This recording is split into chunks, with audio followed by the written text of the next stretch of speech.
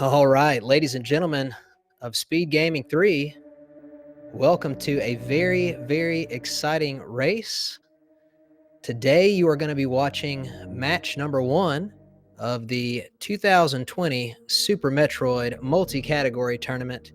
And this is a matchup of the Final Four. Today's runners will be the number 2 seed, sloater27, racing the number 1 seed, ShinyZeni. And before I introduce my co-commentary partner, I'll tell you we have something kind of neat going on. ShinyZeni and Sloaters are half of the Final Four. Zost and myself are actually the other half of the Final Four, and we have all agreed to do commentary for each other's races, which I think is going to be a lot of fun. So Zost, are you there? I'm here. How you doing, man? I'm a little sleepy. Good morning / afternoon. I'll Yes, be all right. you right? How you doing, Kip? I'm doing really well, man. It's been a good Saturday. I'm officially, as of yesterday, on summer break, so I'm feeling pretty good and really excited to not only commentate this match but just watch it. We've got two of the strongest competitors in this tournament facing each other, and they actually have a bit of a history. I think they've played each other in at least maybe 2 tournaments in the past. I know for sure they've seen each other in the GSA Any Percent tournament, which I believe I want to say Zeni won after Sloaters took a death at Fantoon, and then I think they faced in the RBO tournament, and Zeni won 2-0. And so just to go through the setup real quick for everybody, and then we'll get some more commentary from Zost here. This is a best out of 3, but there are 7 categories.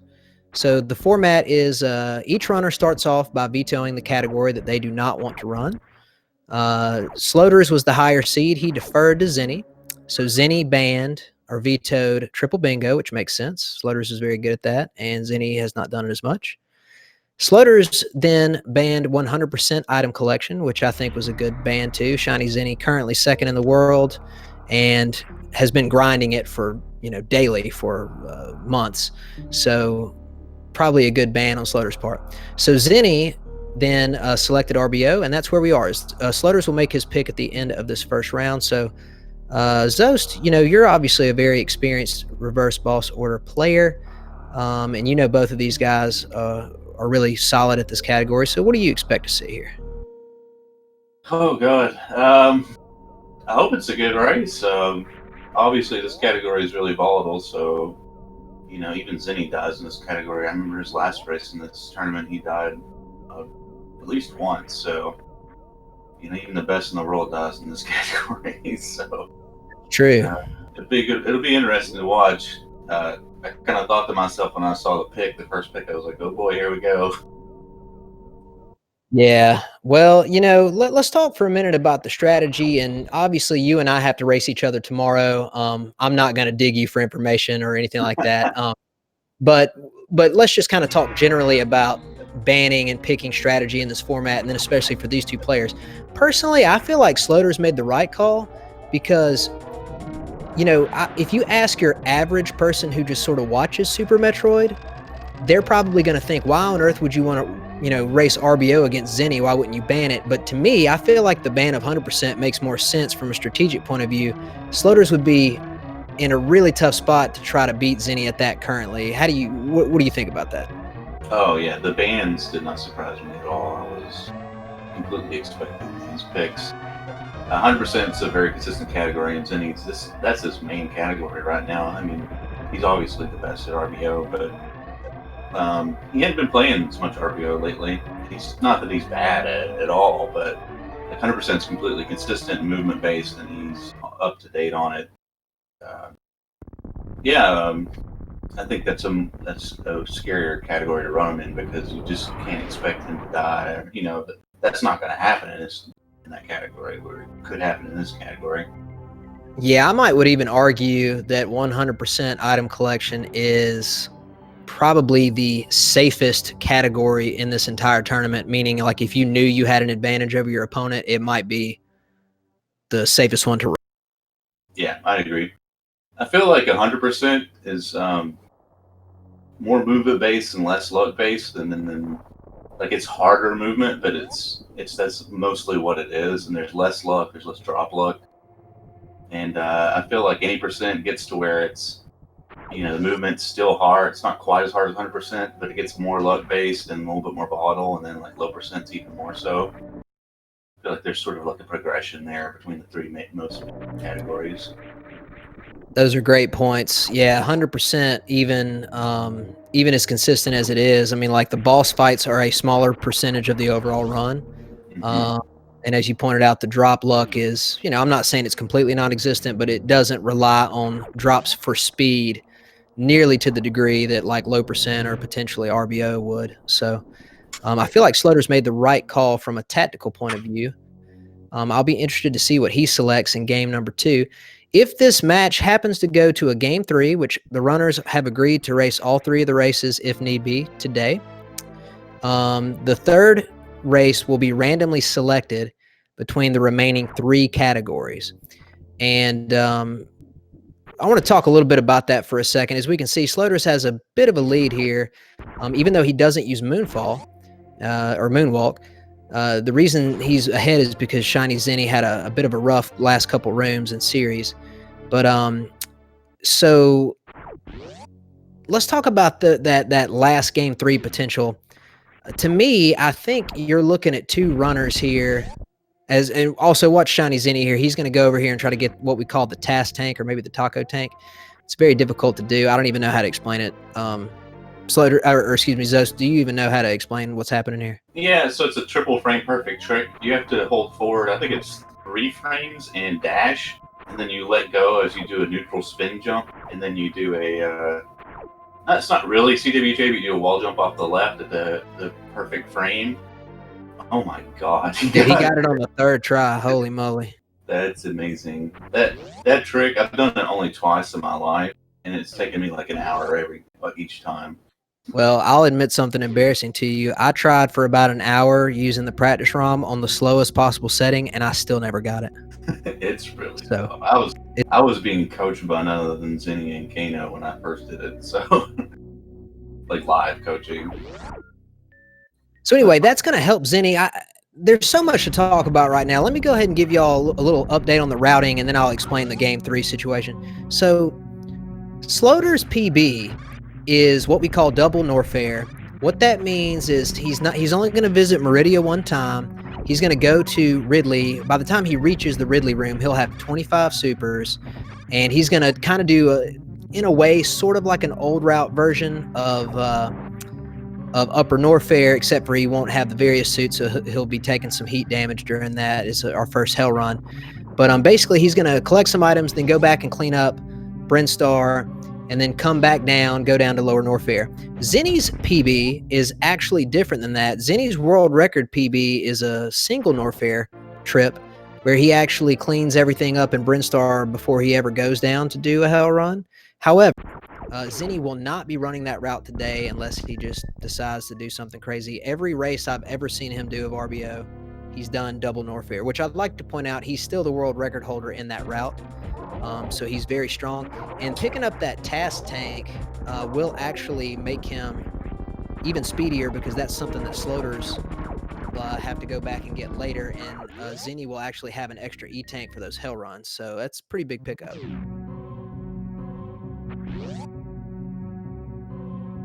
Yeah, this extra E-tank early is also it's an interesting divergence. It lets you do BT faster. It lets you get the reserve tank faster and Green Brinstar as well. Because you can go straight to the right and get it before you get the super missiles. That's a great point. It'll be interesting to see the difference in their routes. I don't think it'll be too huge at this point. I think Zenny does early power bombs. I'm not sure if Sloters does. The cool thing about RBO is there's so many different ways you can route the category, for a race especially. That's true.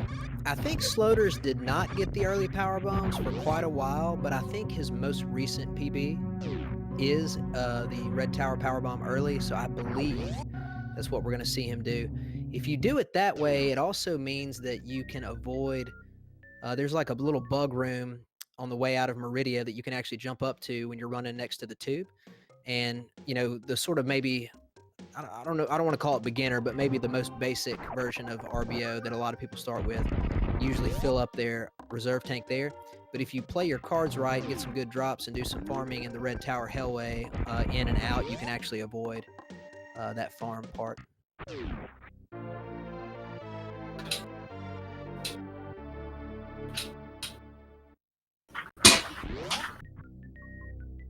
Okay, so while Zost is making a quick adjustment, let me talk a little bit about Game 3, and I'll kind of get Zost's opinion on this when he gets back. But one thing about this tournament is, and especially the way we have the playoffs structured, is you can really only, quote unquote, sort of hide from one category. You only have one veto. And so if there is more than one category that you really don't like to run, there is a chance that you will be forced to run it because you can only veto one thing. And obviously, depending on who you're playing, they can, if they feel like they're strong in a category that you're weak in, they can select that. Or even if they feel like they're not super strong in a category, but they feel like you're really not good at it at all, they can select it anyway. So there's a lot of tactical things going on with the veto. And one thing I will say about these two runners, and I would probably say it about the other match of the Final Four too, is we're kind of to the point now where none of the runners have more than one thing that they don't want to do. For example, Zeni never does bingos, so he doesn't want to do bingo. He bans it, right? Sloaters is actually very good at 100%, but he's up against someone who is, in an incredible elite range of it right now. So there's nothing, that you're going to be able to pick against somebody at this juncture that they're just going to be completely unfamiliar with, because all of these runners have so much experience with so many categories. Zost, are you back yet? Yes. Do you agree with that in general? It's almost like, even if, some people who are left, we got a top four, and obviously there's a range of skill between all of us, but at the same time, there's probably nobody left that has more than one weakness, if you will. I would agree with that, yeah. I got a question. Even if we get a random game 3, I don't think there's going to be anything we see that somebody's afraid to run. Yeah, I mean, there may be some that people are better or worse at, or may favor somebody. Like, you can still decide a little bit how the match goes, but I mean, it's nothing that people haven't played or they aren't good at all, for sure. I don't think that's going to be the case.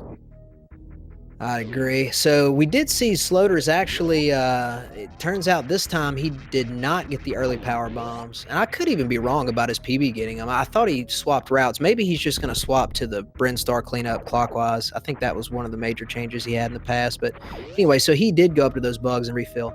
He's going to get ready to do his first hell run. Zeni looks like he's a little behind. He's not really, because he invested some of that time into getting the task tank. And then he went up and got those early power bombs. And he's going to pick up Spazer here. Sloter's got that earlier. But we're about to have our first probably save of the race. In a PB attempt, you wouldn't save. But in a race, probably going to save at least in a few key places. This is a good one to save because this first hell run, as good as these runners are, I mean, nobody's perfect, right? It's not impossible to accidentally run into something or mess up. Yeah, I'm more scared of this hell run if I've got 2+ reserve than if I've got the 3+ reserve like Zeni's going to have. I might be inclined not to save with the 3+ reserve, but the 2+ reserve is kind of scary. Sloaters should reset right now. Yeah.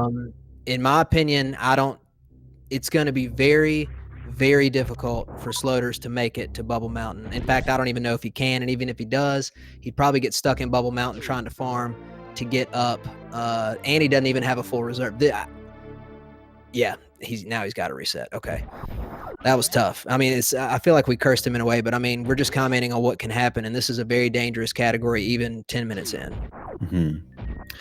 Maybe if he went like high tide, if he went to the top of that room and got a drop, he could maybe survive. But I don't think he could have survived on the low route of high tide, of the rising tide room. For sure. And a lot of times people don't realize how much some of these creatures hit for because, most people aren't used to going through these rooms with just your power suit, and some of these things hit like a truck in here. Yeah, those two hoppers are pretty rough as far as how much they hit for. I bet that Garuda hits for a lot too. That flying bat. Oh yeah, for sure. And I think you want to get hit by the Sovas here in the third room, in the Rising Tide room, instead of the jumping pincher little things. Correct. I think those little jumper, I don't know what you call them, I can't remember, but whatever they are, I think they hit for more than any other thing in this Upper North Fair Hell Run. So Ooh. if you get hit by those with only 2 tanks, you're going to be in bad shape. Sloater's looking good now. He should be okay with 82 here. He's taking it safe in the bat room, so. Very nice. Zeni's rattling his heels, though. Oh! King Cack strikes again.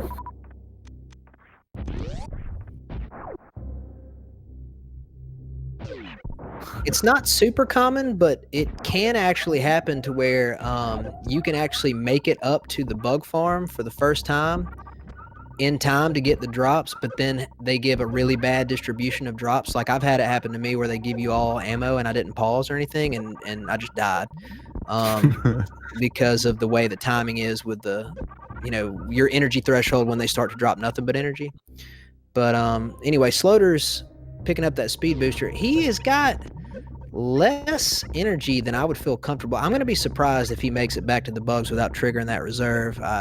Usually, yeah.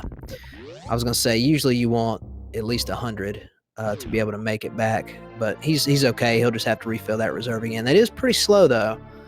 But I don't know, man. This category in terms of racing can be so crazy. As you mentioned, it's so volatile. It's like sometimes these little time savers might not end up mattering, but then at the same time, you don't want to, when you're racing someone like Zeni, you don't want to give anything, Oh, for sure. Yeah, that's part of what makes the early E-Tank nice is that you don't have to fill your reserves quite as often. A lot of times you can get through these sections without your reserve popping, so you don't have to worry about it pausing the game to refill your energy and then having to refill it again. It's just a little bit of nice optimization. Although getting the tank the way Zeni did is insanely difficult. It can't be overstated how hard it is to do that. Yeah, that's absolutely true. Obligatory question. Why is he picking up wave missiles? Oh, wait, I'm sorry. This is RBO. Never mind. All right, Sloater's on his way out. Notice that he did use his refill manually there. I like that decision. It's a little bit slower, but at the same time, when your reserve tank pops, let's say at 100 energy, I don't remember the exact number, but I think it's in the 70s. As it is refilling you, the game is still hurting you with the heat damage. So by the time you get done, refilling auto-wise, you've lost probably like 20 to 25 energy. Do you know what the exact number is? I don't. I'm thinking 25, 30, something like that, but I don't really know. I think another thing about that is that it's going to pop in that last room coming out of wave, and it's going to pause the game and maybe at an awkward time where it could mess up your movement and cause you to get hit or something. I think that's one of the scary things about it. For sure. And so now we're seeing a route divergence. So let's talk a little bit about what we're going to see here. Sloaters is going to do Crocomire first. See, this is interesting because you raced RBO last week, I believe, against Aussie. And all like you and then these two guys are all going to do 3 completely different things. Sloaters is coming to Croc. He's going to get his first powerbomb pack down here and then grapple. You skipped Croc, but went ahead, I think, and went to Red Tower, if I recall correctly, to get your first powerbomb packs. Yeah, I did a delayed early PBs. I did early PBs after Upper North Fair. I didn't really time out the routes exactly. I just like the route. So well, it seemed very fast. I mean, you ran the fastest time in the tournament by a long shot. And then Zeni here is going to do late Croc. He's not going to go up Red Tower because he already got the early power bombs. He's going to go ahead and head straight to green and pink Brinstar here, and he's going to clean everything up in a clockwise way. When I first kind of got started on RBO, it was more traditional to go counterclockwise in this route. But Zeni did some testing and likes it. And I actually like the way it kind of works out too. Really cool strat there with the what do you call that exactly? Like, what is the official name when you keep your blue suit? I don't know. Because I was calling it speed keep, but then I was corrected, and speed keep is technically something different. So I need Right. like a fancy name. Blue keep. I don't Blue know. keep. There we go. Temporary blue Said suit. spoken. Yeah, it makes sense to do green before blue in this, because if you do blue first, you have to get the criteria supers, and that costs a lot of energy. So when you're coming out of Upper Norfair, you don't get an E-tank before then. That's kind of a problem, because you have to like ship refill or something. I could see why that slows down the counterclockwise collection. But for me, I'm just like so used to doing green down that I didn't want to learn green up. That's Sure, really it why I makes did my sense. route. I don't even know if there's that much of a difference. Plus, I haven't really studied yours too much, but I remember watching it and thinking that it was pretty intuitive, because when you went up Red Tower and then you went to the surface, you were already by the super missiles in the climb. And so Mhm. in a way, it's like the clockwise method wouldn't work anyway. So I thought I liked your route actually a lot. Yeah, it depends on you doing the early taco tank too, kind of. I mean, you could go from green to get the taco tank as well, but I like it. I kind of just thought of it because I was going to do the early E tank, and I lost my train of thought. Oh, you also have to it kind of makes more sense if you skip Gauntlet E tank as well. But if you're really gonna do a route, it's probably better to look at these two guys' route. I don't know. I just haven't timed the route I did, so I don't want to like talk it up. Sure. Well, I I know mean, it's I know it's decent. I know it's like it's got to be close, but I don't know how exactly it for plays the out. sake of commentary in a race on speed gaming, it's like they're very close regardless of what it is. Right. Some people are always like, but how many seconds exactly? Well, I don't know, but it's close enough. Especially considering it's not a route you would take like in your actual PB attempts. It's custom designed to race. I mean, this category is a nasty race category. I mean, I love it, but you just can't run your PB route in this and expect to have success. I mean, I can tell you with 100% certainty, when I was running single Norfair, I probably completed like maybe 5% of my attempts. And that just doesn't sound like a good race situation. Yeah. I mean, a lot of times this category comes down to who doesn't die in Lower Norfair, or who doesn't die in the Hell Runs or on Dragon, or who has like not a train wreck Dragon. That kind of stuff usually is what decides these runs more than anything on RBO. That's true. One thing I do want to point out about Zeni is, unless I missed it, but I'm fairly confident that I did not, a lot of runners, myself included, will traditionally pick up the Waterway E-Tank, and that E-Tank is the extra E-Tank used for racing that you wouldn't see. I don't think anybody in the top 5 RBO times on Deer Tier has that tank in their run. But a lot of people will pick it up, myself included, anytime I'm doing a race. Zeni did not pick it up. He actually still runs 6 tank prior to Lower Norfair, which is different than most people. But at the same time, for someone who has as much experience as he does, having those extra 5 supers makes a ginormous difference against Ridley. Yeah, I think the supers are worth more in their weight than any E-Tank. Like pound for pound, a super is worth more than an E-Tank in this category. I agree.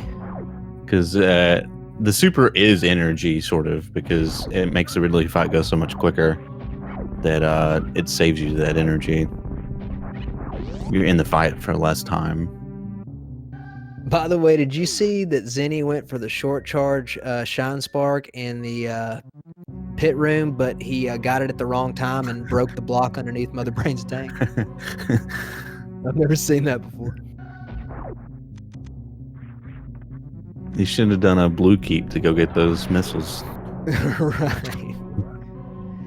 Another kind of piece of cool tech, Sloaters did a short charge and stored it, and then it does not go away on the elevator, so he had it all the way up that elevator and has now used it to go backwards. Sloaters is doing a quote unquote counterclockwise version of this, and they're both really close. I think part of the reason Sloters maybe didn't choose to change is because he doesn't run with moonwalk, and so he can't do moonfall.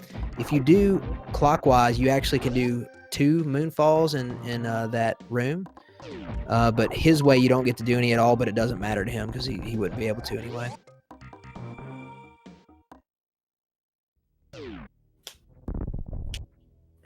Zenny almost got the blockbuster there. That's one of my favorite strats. I always tell people, I'm actually curious about your opinion on this. I always tell people that blockbuster is like kind of tricky because it's actually not intuitive. I feel like you kind of have to do it in a way that doesn't seem overly natural because you can't have your full run speed most of the time, and where you shoot is a little different.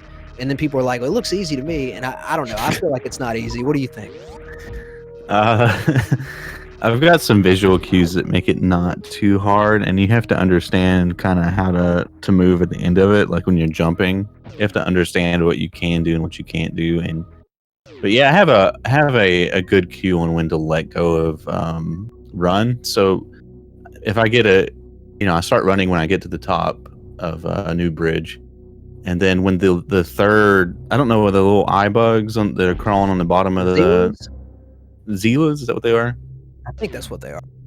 When the third one goes off the left of the screen, I let go of run, and that's the way I meter my speed. That seems to work out pretty good. That's what I do too, and I think that's what makes it tricky to the untrained eye, is because there's not a lot of strats out there that you are like letting go and trying to maintain like a lesser speed than your full amount, And so I think when people see it at first, they think you're just running straight and shooting and that's it, but it's a little bit different. Yeah, it's a little more complicated than that. It's a pretty tough strat for sure. It's one that I've worked for a while, like over the years, to get consistent-ish at, and it still is pretty tough. Yeah, it's a lot easier with Spazer too. That's part of the reason I like using Spazer in this category, is because when you get to there, you got a little more leeway on your shot than you would with regular wave. I didn't think about that. I'm pretty sure. I mean, I could be wrong. Again, I'm not like a task person, so I don't test things beyond just my own personal experience. Mhm. And it just seemed to me like it was a tighter window with just wave. It probably is.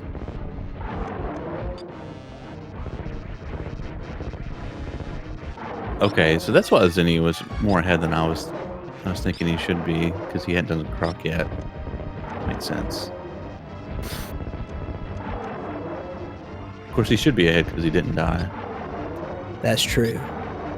He also, just to point out something people might not have noticed, speaking of letting go of dash, that was kind of a perfect transition to when Zenny went down the Croc Speedway there, he actually let go of dash basically almost as soon as he got the blue suit or whatever, or I don't know what the correct term is. Whenever he got the speed echoes, he let go because there's something, I don't know exactly how it works. It's basically connected to, I think, the sound in the game. Like you can actually lose your speed echoes when you're running in hell runs.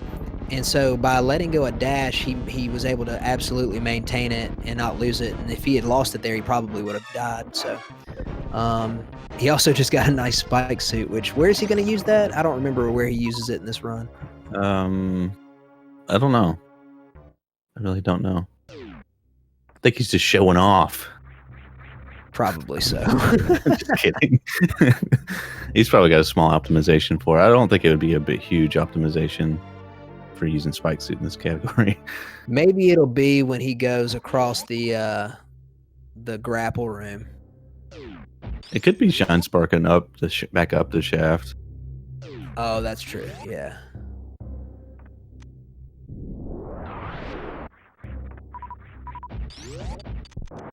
You can use it to lava spark. Yeah. I guess you could.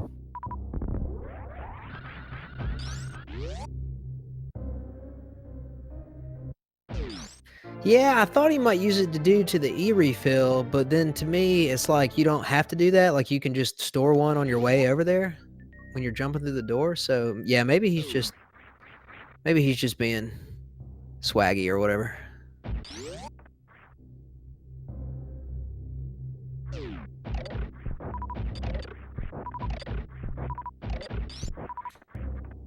I would assume, I could be wrong, I would assume that he's going to farm up here and then probably save. This is traditionally a good spot to save in an RBO race because you're getting ready to do lava dive. And even though, you know,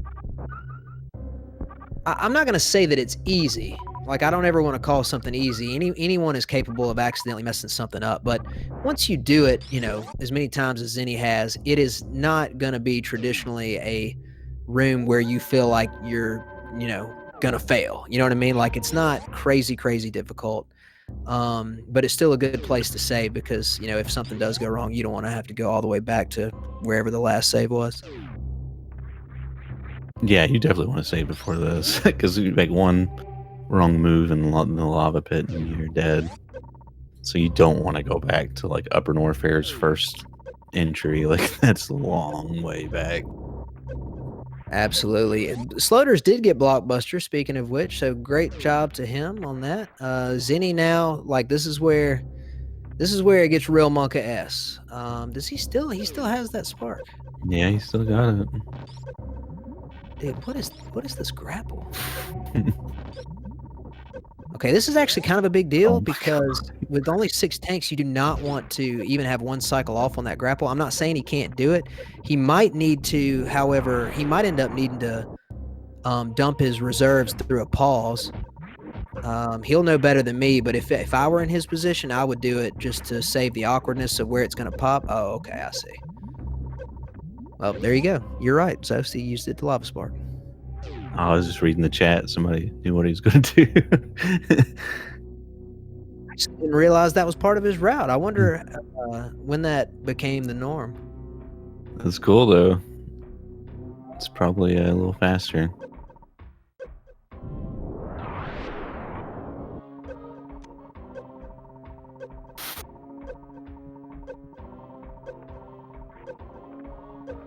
Sometimes people ask about going to the left there instead of to the right at the bottom of that elevator to do the crystal flash. I don't always go left. Sometimes I do, but it basically, if anybody's wondering, it just adds a little more leeway on your jumps over those next like little ridges or whatever. First try green gate. Yeah, it just gives you a little bit more run speed there when you go into the right again.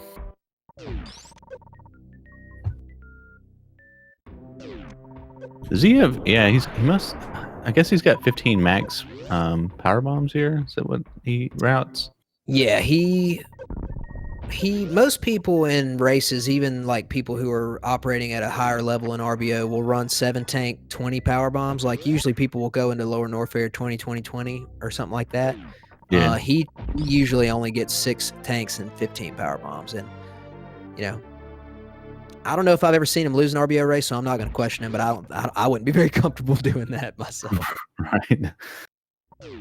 The sloaters. It looks like sloaters may have 15 max too. Maybe so. Yeah. I usually do 20 myself. Yeah, me too.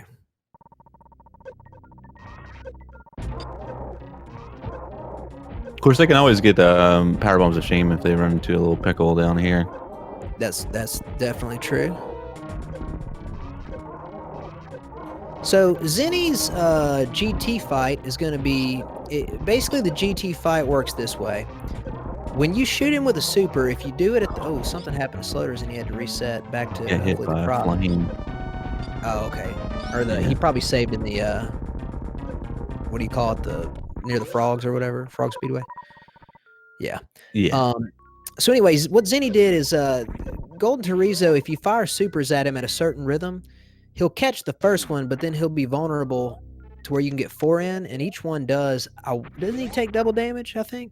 Yes. So it ends up being 20, like he fires 20 supers, only 16 of them hit.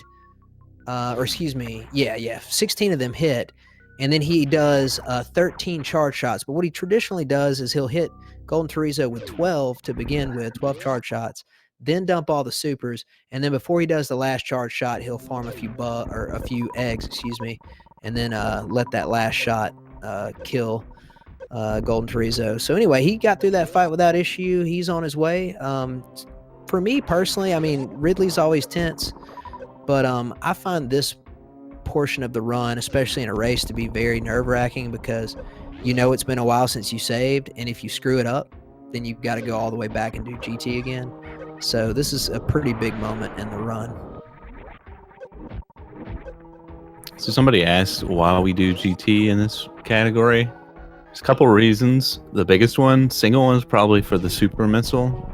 Having that extra super missile is, like we said, it's the best thing you can. It's the best single item you can have. I mean, other than like gravity suit, but obviously Right. you can't have that. But yeah, super missile is the biggest reason. But I mean, it's kind of it's a place where you can kind of get refilled again. So once you come down off the elevator, you just crystal flashed. Your ammo's been depleted because of it, so you don't really have another crystal flash. I mean, I guess you could probably make it to Firefly E-Tank, but then you won't get screw attack, which screw attack's pretty massive down here as well. So those are kind of the reasons we do GT. Big time. In fact, I mean, this is just sort of off topic a little bit, but if people are trying to do RBO for the very first time, a lot of times I recommend them, you know, they're going to do probably double Meridia to get extra supers.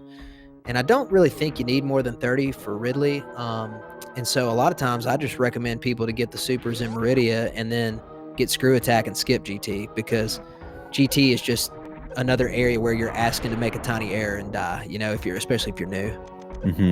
Yeah, it makes sense. Totally. You can still get that energy refill and farm the rippers for supers. Just grab screw and go. Yeah, I mean, even back in the day, we used to do Meridia twice, even for the world record route, way back in the day. And there's even at one point where me and Cott were breaking into the back of Lower Norfair with a X-ray climb. Oh, really? I didn't know that. And like not going to GT that way because we were going through the back of Lower Norfair. Yeah, it was really dumb. But that was the world record at one point. Of course, Well, the now game continues to evolve. Yeah, at this point, RBO is no major glitches, but at that point, it wasn't. Like that was kind of before. It's kind of before all the like true any percent stuff went down. All of that went down. Well, I think it was before like grapple jump, and we still considered X-ray out of bounds for like exiting Dragon. But anyway, at some point it just evolved as where it was like no major glitches.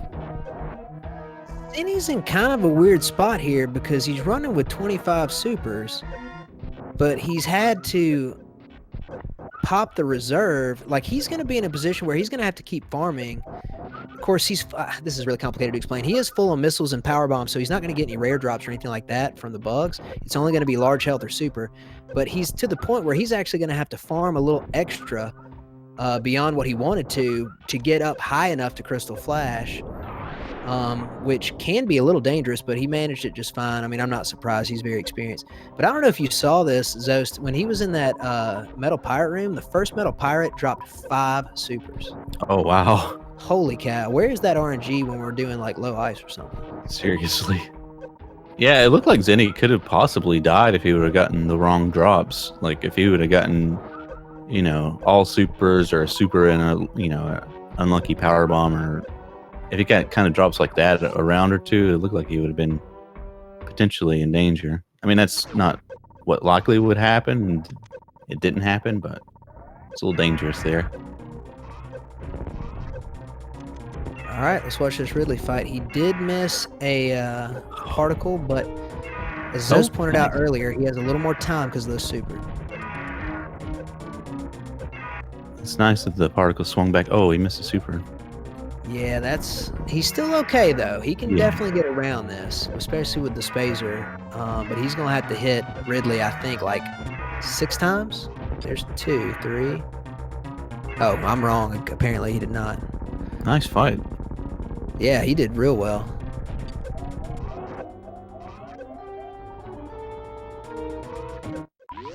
And he didn't get health bombed.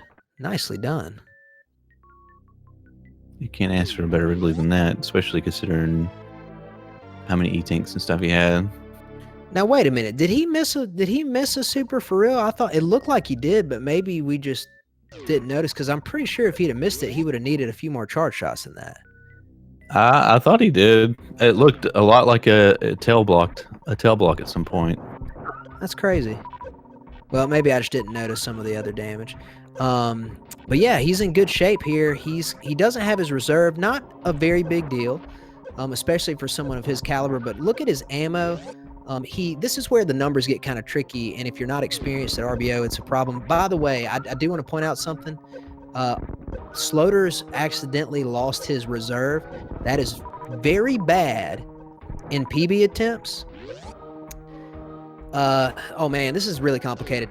Very bad in PB attempts when you have one less energy tank. He can definitely overcome that with that extra tank he got at Waterway. However, look at his reserve right now.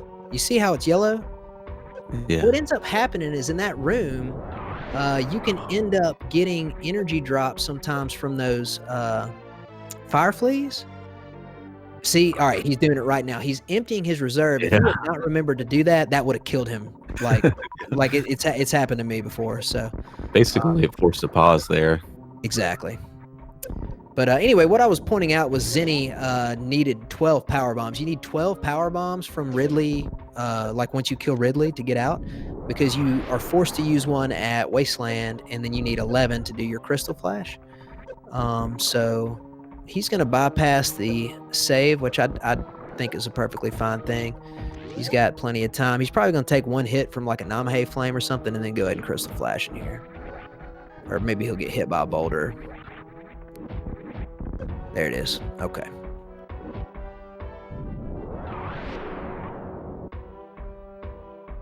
Yeah, when you come out of Ridley, you really want...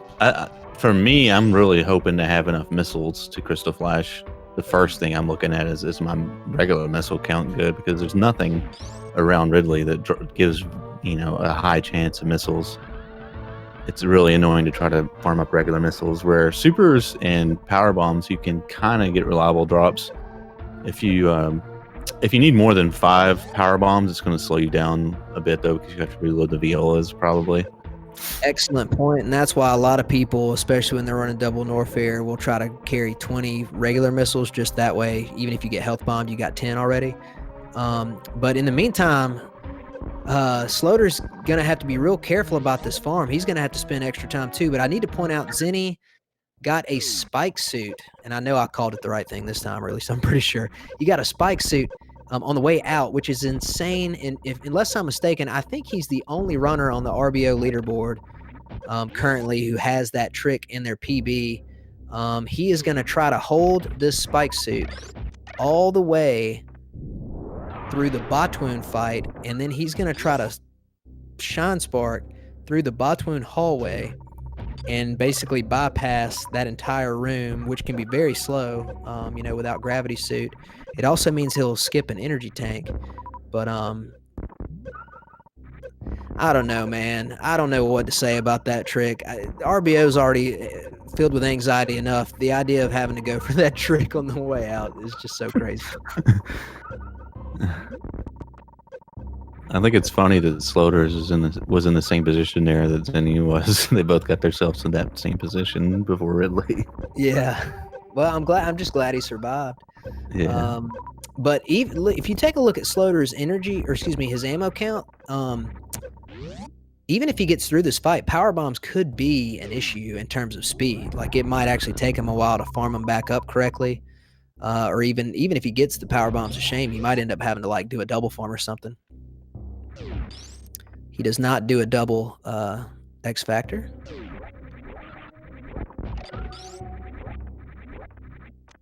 He does the Spazer Factor.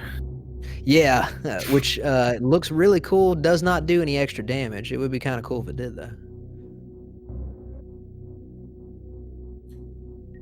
And at the end of this sequence, assuming Sloater's does not get hit, if he just crouches right here, he should be good. X. Nice fight. Let's see what drops he gets, though. Like you said, he really wants to see a decent amount of power bombs here. Oh god, that's not many. That's not good. Now he could get some, rare drops from the bugs, and also, what do you call those? I call them plowers, but I know that's not what they are. Or Flowers? owls or whatever. Oh, the bats? Yeah. What's their official name? I forget. I knew at some point. Holtz. Holtz. That's it. I used to call them plowers because I thought when I first started playing, people called that plower house. I thought they were referring to like it was their house. And if you think about it, it kind of like it fits what they look like, in my opinion. I'm calling them flowers from now on. So anyway, they can drop power bombs, but they're not likely to drop them, and so you're gonna need to get to 12. So sometimes you have to reload that room and get a few more from the fuzzy butts. But he's in good shape now. If he picks up the power bombs, a shame he'll have 13, so he's fine.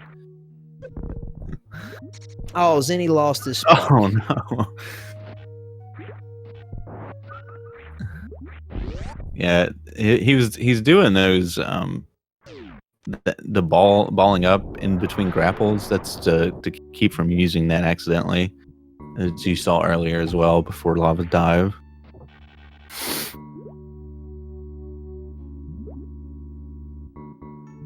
Well, if we're, obviously when you're doing commentary and races, you always want to be, respectful of the runners and everything like that. But at the same time, you want to be realistic about what's actually happening. And Zenny is in a very commanding lead right now. Like, this is a very large lead. The only way that Sloaters would be able to surpass Zenny at this point is if like a death happened or just a sequence of really unfortunate events.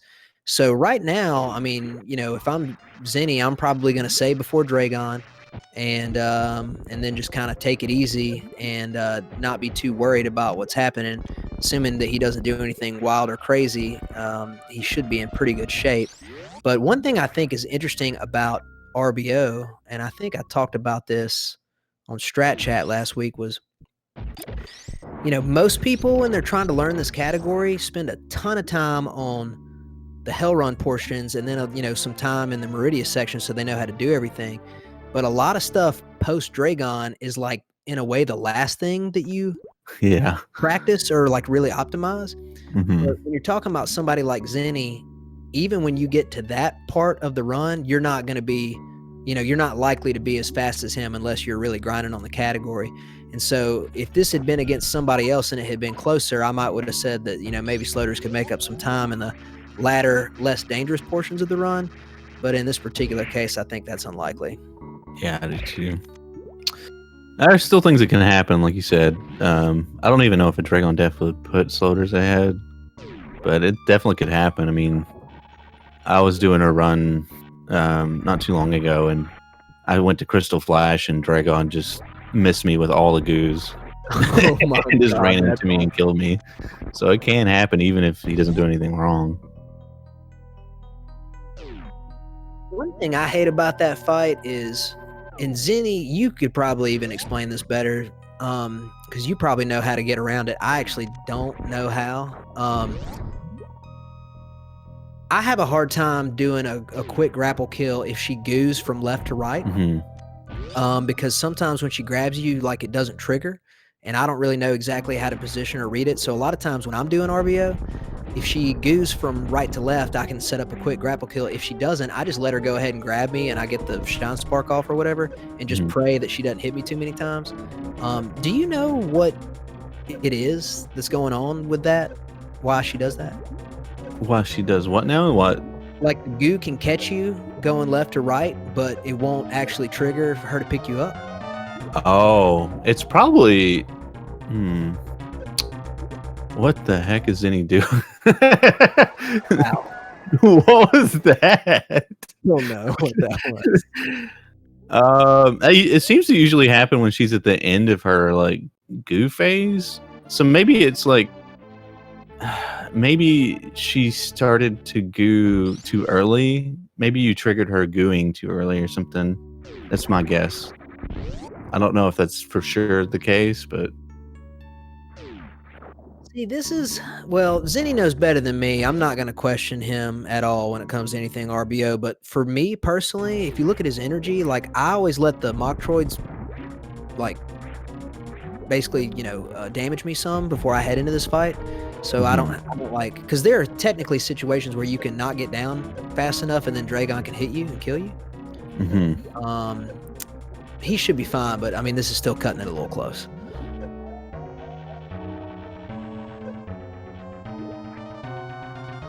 One thing that aggravates me about the fight is when you jump through a single, or like a goo, and it just like knocks you back down. I'm not sure what causes that personally.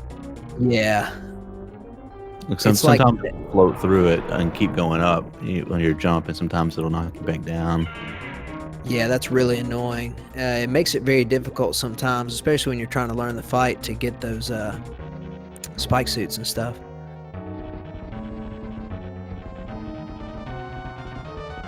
Looks like Zenny's in a good shape here, though. Yeah, he's good to go now. Slaughter's caught up a little bit, but it's still a pretty commanding lead here.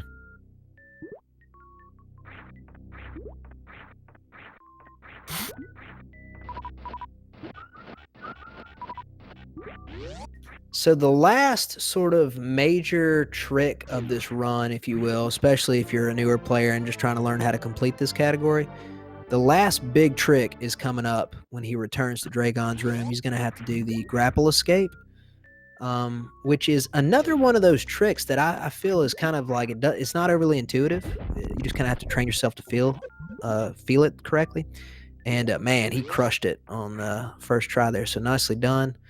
Barring him accidentally falling in the spikes or the sand in this next room, that should be sort of the last dangerous place, other than, in theory, sometimes when you get to Mother Brain in this category, it can be a little tense because you just take so much damage.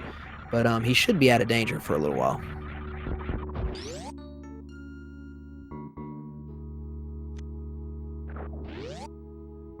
So, Zeus, let me ask you a strategy question, because I do think strategy, to a certain degree, I think, strategy in terms of picks and bans maybe is less important depending on who you're playing. Like in the earlier rounds, a lot of the players at the top probably could have ran just about anything and been okay against most players.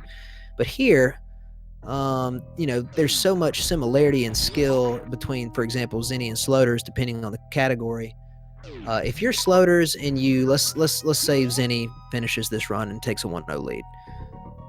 We don't have 100%. We don't have triple bingo. What do you think would be Sloaters' best option to pick potentially for his, game 3 or game 2? Excuse me. I would say probably low percent, maybe, or low percent or GT Classic. I would say. Well, I don't know. I mean, I have to think about this. I think I would agree with you on the low percent. I actually hadn't thought about that until just now, but because a lot of times that gets banned. Sloaters is a strong low percent runner. I think he's got like the 4th place time, maybe. Sounds correct. So, and he's done it, in I think even maybe some events or something. So it's not something he's unfamiliar with. Not that Zenny is bad at low percent, but it's just not a category that he has, grinded or spent a lot of time on. Right. He's been on record as saying, it's not necessarily his favorite, which is understandable. The movement is very different. So, I think that might be a good call, actually. Yeah. Yeah, any percent's a possibility too, but I think he might have a bigger edge in low percent. Yeah, and I do agree. Sloaters has more GT Classic experience. The one thing that I think about GT Classic when you're talking about racing someone like Zenny is, even though he doesn't run that category very much, there is a pretty significant portion of that run that is similar to 100%. And like, let's put it this way. If he were to get the code and not die before that and all that, I feel like his lower Norfair would be very strong. Yeah. Yeah,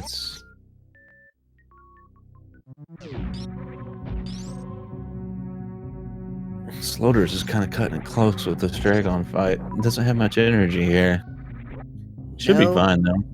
If he can get 1 super and 5 missile drops, though, he could technically Crystal Flash if he missed the missed it. But he's gonna need to get, yeah, he's gonna need to get this basically on the first or second try. Plus, I think Sloater's does a double bounce, which takes another probably 50 to 70 energy or so. So he's realistically only got, I think, probably 2 attempts at this to have enough energy to eventually spark out. I have faith in it though. It's not once you're really good at the grapple jump, you shouldn't mess it up. Let's go, Sloaty. There we go. You just made me feel bad because in my RBO race against Hero in the beginning of, or in the middle part of this tournament, I missed it like 7 times or something. Thanks a lot. Sorry.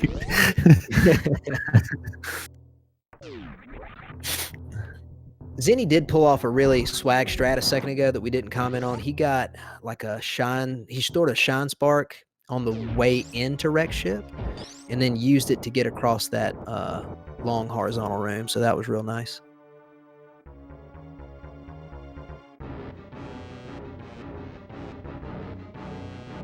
Spark room of death. So that spike's going to do 60 damage. Sloater should be perfectly fine. You know, more than likely he's going to be in perfectly good shape. He'll get a few drops on the way, but it is technically possible to take a death in the plasma room. If you're just accidentally not paying attention or just mess up an input and run into a pirate, they do a lot of damage. So he needs to be, you know, he doesn't need to be afraid, but he needs to be diligent here about how he handles this next couple of rooms. Yeah, a lot of stuff around here hits like a truck.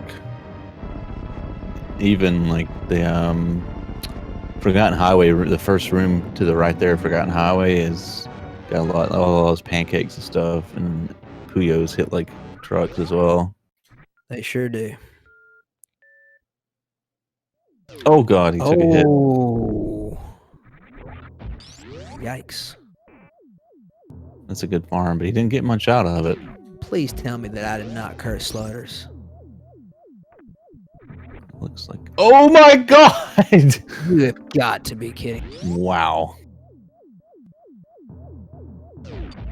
That's such an awkward place to land, like almost right inside the hitbox of the... Yeah, that's like the worst place you can possibly be there. Holy moly. Well, first of all, you know, let's scientifically dispel this idea of commentator cursing, because technically speaking, when I said that, he was already done with that room, like in real time. They're ahead of us, right? And I'm not watching their streams, so you know what? Heck y'all. All right. No, I'm just kidding. But no, that's very unfortunate. And I hate that it happened that way. But I mean, to a degree, it does point out exactly what I was talking about, which is, you know, if you get out of this Dragon room with a small amount of energy, it's not a free ride for the rest of the run. Like, you actually do have to be careful. Sloaters isn't the first person I've seen die in that room or along the way. Maybe it's like Schrodinger's cat, except it's for speedrunners.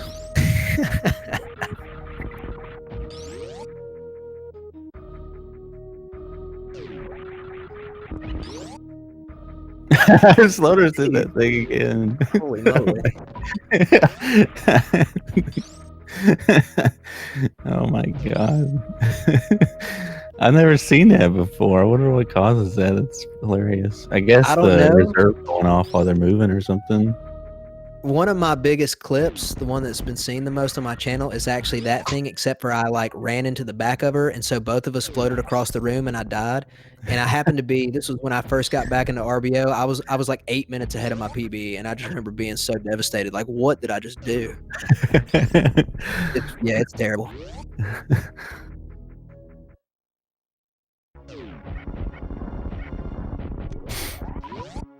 It's an interesting decision for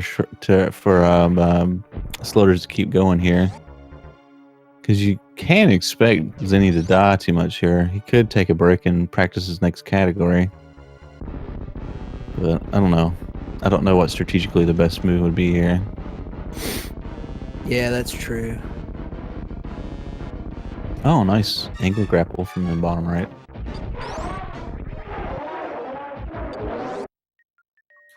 You know, I kind of feel bad. You sort of just exposed my strategy for tomorrow when we race. I was gonna not ban Hundo and let you pick it, and then the entire time you're doing the run, I was just gonna practice what I was gonna pick.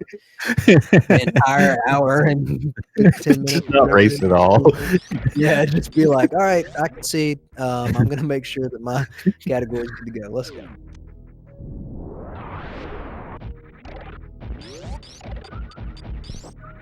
But then I thought if I did that and still lost, then I'd look like a total jackass. So I don't think it's in my best interest to take that strategy. Sloater's gonna get out of the room here with a grapple escape again. First try, easy every time. Oh, dadgummit, dude.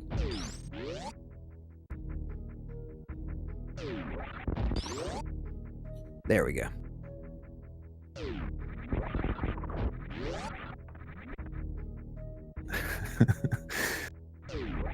Technically, that's the third time because I was talking about how bad the rough hell run at the beginning was, then he died on that, so. Good grief.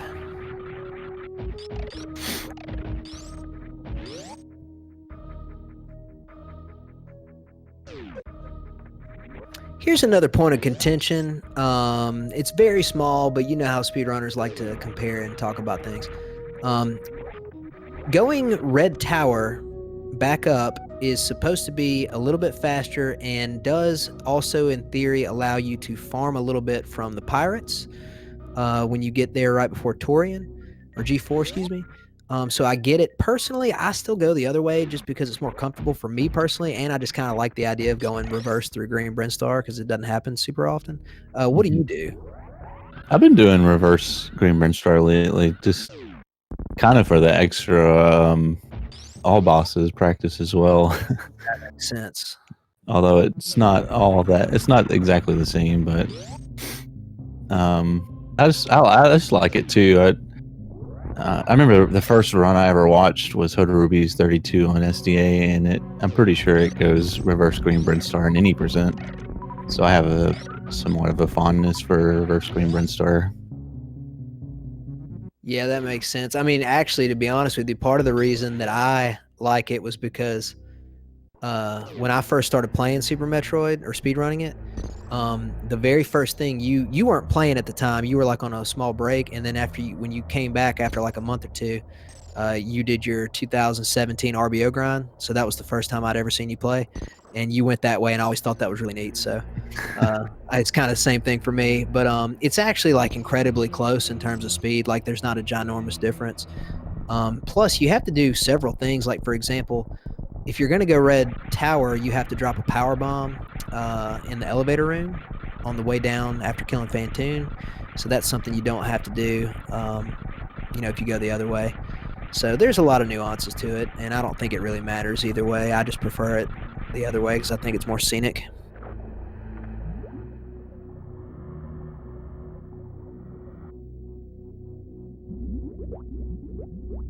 Sloater's toying around with the space pirate that ruined his day.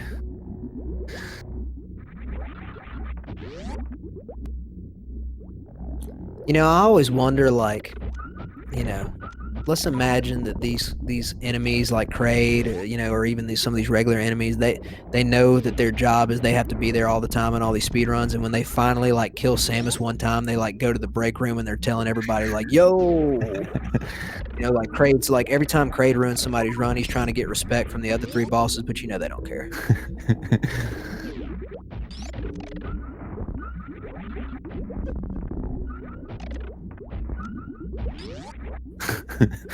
The break room. That room right there that Zenny just went through is a bit of a tense room in this category, actually, because you, especially with his energy loadout, do not want to get hit by that hop.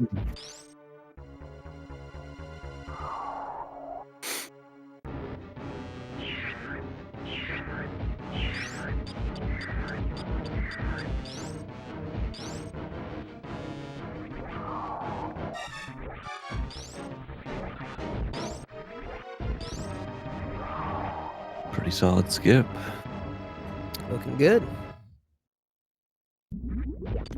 Personally, I mean, for you, it might be different. I mean, you're operating at a completely different level than me in terms of the times you're going for and stuff. But like to me, RBO is the worst category to miss the baby skip because it's like you just don't get to Torian that often. Mm-hmm. Yeah. So when you miss it, it feels so terrible. Yeah. Yeah, your completion rate is just so much worse than RBO. Is to have a meltdown at the end of the run after everything else went well is pretty rough. Yeah. I don't know. It's hard to say. Like, if I have like a 80% world record pace and meltdown at the end, it's maybe worse just because it's such a prestigious, run. Oh, for sure, yeah. I don't know what's worse, to be honest. Yeah, they're all. 100% feels pretty bad too because it's such a long run to like play so well through most of it, and then. Good point. So yeah, I don't know. Yeah, this fight's a little scarier in this category because you just take so much more damage if you get hit once or something. It can put you below the threshold, maybe. I did not see what just happened to Sloaters. I was looking at something else. Oh, Sloaters was just messing around, I think. Oh, okay. Yeah, this fight, it's usually a 20-shot fight is not super tense. Of course, the flip side is you don't want to get hit in any percent like old route or whatever either because, if you take the wrong combination of like onion rings or something, you can still technically die. But in this category in particular, you definitely don't want to get hit by Mother Brain because if you lose the ability to do stand-up, even if you survive, that's a lot of time that you lose. Mm-hmm. I will tell y'all this real quick. This tournament, we've actually got some sponsors. We've got Mega Cat Studios and Balls Guarana, who have been kind enough to donate a prize pool. The 5th through 8th place finishers will each get $25. So all the people that made the quarterfinals last week will get $25. And then we have a different money amount for 1st, 2nd, 3rd, and 4th. So this is actually, they're not just playing for pride, they're actually playing for cash. The first place winner of this entire tournament will receive $300, which, in my opinion, is a very nice reward for, playing some Super Metroid. Second place is $150. Third place is $125, and 4th is $75. So the cool thing about the semifinals is no matter who wins or loses today, and no matter who wins or loses tomorrow, all 4 of the remaining players will still get another match next week. The 2 winners will play in the championship, and the 2 losers will play in the bronze match, and they'll still have some money riding on it to make sure that they, take it seriously and give a good show. So I'm really excited about this. No matter what happens today or tomorrow, I feel like we'll have 2 really good matches next week, which will be fun to watch. I totally agree with you there.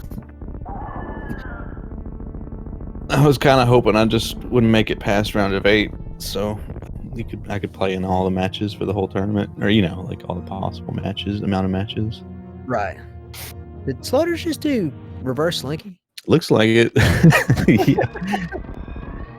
So let me get this straight, all right? Sloaters is my boy. I love him, but I just want to make sure I understand this. He banned 100%, but then used his practice time after dying on reverse slinky. Sloaters, we got to talk, my man.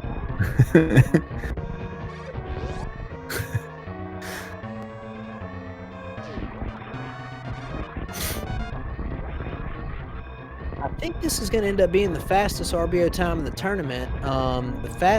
You were the first person last week, Zos, to run a deathless RBO run. Everybody else, I think I actually had the fastest time in the Swiss rounds, but even in my run, it had a death and it wasn't very fast. You ran, I believe, like a 108 something last week. 108. So it looks like Zeni's going to have a 106, like a high 106 here. So really nice run by him, and GG on the first race. Yeah, excellent run.